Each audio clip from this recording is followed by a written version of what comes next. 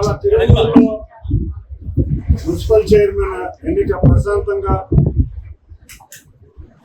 జరిగింది. ఈ ఎన్నికకి ముఖ్య కారణం తిరువూరులో ఉన్న కౌన్సిలర్లు గత 3 సంవత్సరాల నుంచి వైసీపీ ప్రభుత్వంలో ఎటువంటి అభివృద్ధి జరగలేదు. తెలుగుదేశం ప్రభుత్వంలో ఉన్న అభివృద్ధి చేసుకుందామని కొంతమంది అందరూ అనుకుని తెలుగుదేశంలో చేరడం, కానీ కొన్ని శక్తులు దీన్ని వక్రీకరించి కోర్టుల్లో కానీ లేకపోతే ఇక్కడ తిరువూరులో కూడా చూసాం, చాలా రకాల విన్యాసాలు చేశారు.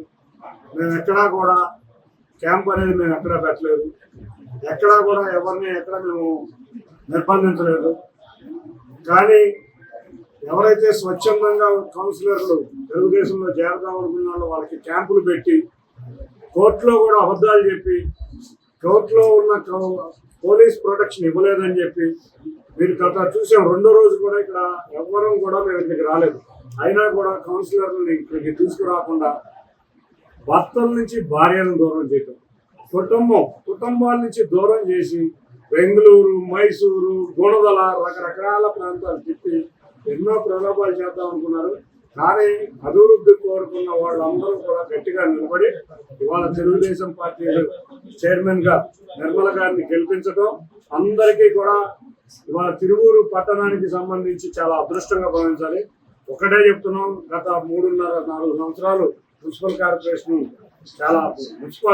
మున్సిపాలిటీ చాలా ఇబ్బందులు ఎదుర్కొంది. ఒక్క సమస్య మీద కూడా మాకు కౌన్సిలర్లకి స్వేచ్ఛ లేదు. ఇటువంటి సమయంలో మేము ఇవాళ నుంచే ఈ గంట నుంచే కార్యాచరణ మొదలు పెట్టబోతున్నాం. ఇప్పుడే ఇక్కడ సమావేశం ముగిసిన వెంటనే తిరువూరులో ఉన్న 4 ప్రధాన సమస్యలకు నేను కానీ మా ఎమ్మెల్యే కొలికిపూడి శ్రీనివాసరావు కానీ మా కౌన్సిలర్లు కానీ అందరం వెళ్ళి మున్సిపల్ చైర్మన్ గారితో వెళ్ళి రాష్ట్ర ప్రభుత్వం దృష్టికి తీసుకువచ్చి ఇటువంటి మేజర్ ఉన్న 4 సమస్యలు ముందుకు తీసుకువెళ్తాం.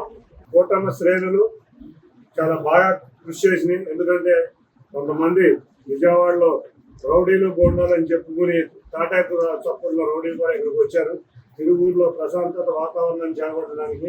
కానీ నిద్రాహారాలు మాని అటువంటి రౌడీలను ఇక్కడికి రానివ్వకుండా, అంతేకాకుండా అందరి ప్రలోభాల నుంచి మా కౌన్సిలర్లు ఎవరైతే స్వచ్ఛమైన తాను కాపాడుకుని వాళ్ళకి గెలిచిన వాళ్ళ తిరువూరు మున్సిపల్ కౌన్సిల్ గెలిచినందుకు అందరికీ ఈ సంపూర్ణ సహకారాన్ని ఇచ్చిన ప్రతి ఒక్కరికి పేరు ధన్యవాదాలు.